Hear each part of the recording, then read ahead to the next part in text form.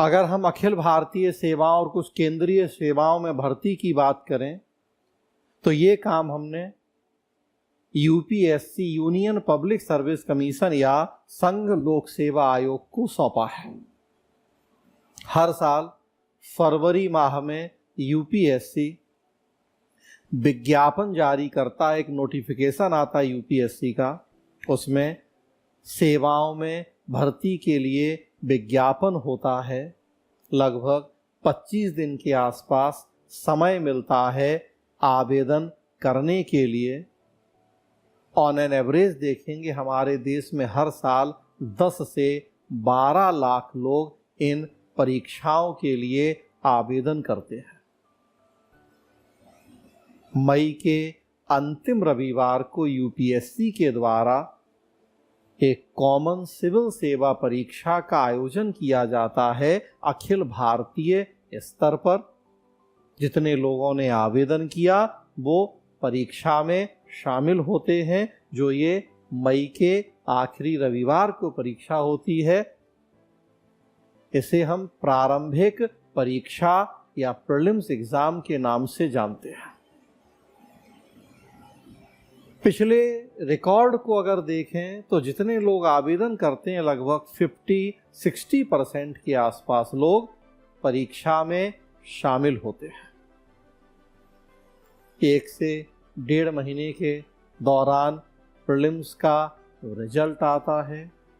जो लोग प्रीलिम्स का एग्ज़ाम पास करते हैं, केवल क्वालिफाइंग नेचर का होता है वो, उन्हें सितंबर में आयोजित होने वाली मुख्य परीक्षा मेंस एग्ज़ाम में शामिल होने का मौका मिलता है। 15 सितंबर के आसपास मुख्य परीक्षा का आयोजन होता है। इस बार चूँकि चुनाव चल रहे हैं तो 26 मई को प्रीलिम्स की परीक्षा होनी थी, लेकिन चुनावों को देखते हुए उसे थोड़ा आगे पोस्टपोन करते हुए 16 जून को अब प्रारंभिक परीक्षा होनी है और 20 सितंबर से मेंस का एग्ज़ाम शुरू होना है।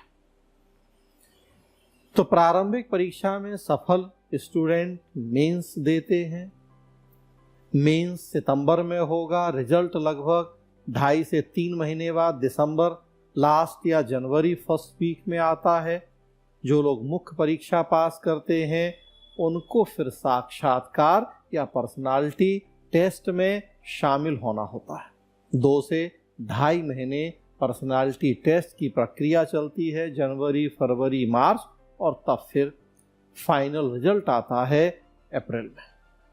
तो यूपीएससी द्वारा आयोजित की जाने वाली परीक्षा लगभग आप देखेंगे कि नोटिफिकेशन जारी होने से फाइनल रिजल्ट आने तक लगभग 14 महीने में ये प्रक्रिया संपन्न होती है।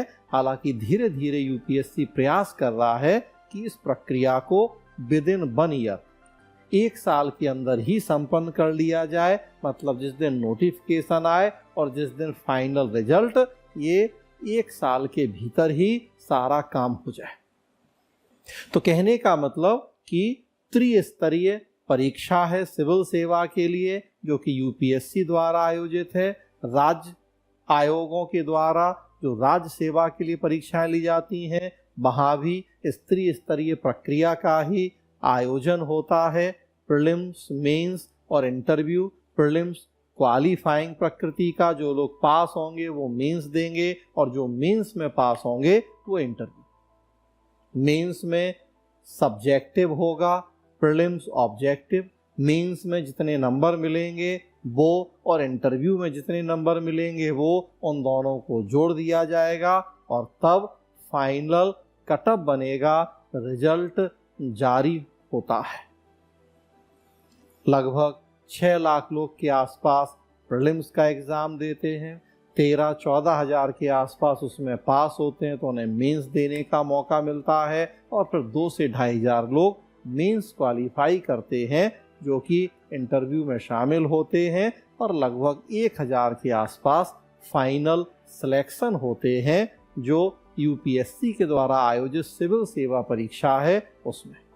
हालांकि हर साल सीटों की संख्या कुछ घटती बढ़ती रहती है, तो उसके अकॉर्डिंग प्री मेंस पास होने वाले स्टूडेंट्स की संख्या में भी थोड़ी बहुत कमी या बढ़ोतरी दर्ज की जा सकती है।